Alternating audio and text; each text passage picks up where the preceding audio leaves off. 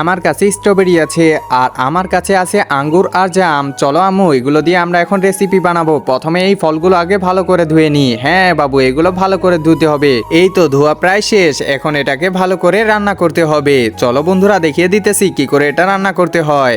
এই তো আমি ক্যাডবেরি চকলেট নিয়ে এসেছি, এগুলো ভেঙে এখন ব্লেন্ডারের মধ্যে দিতে হবে, তাহলে এগুলো পুরোই গুঁড়ো গুঁড়ো হয়ে যাবে। এই তো হয়ে গেছে।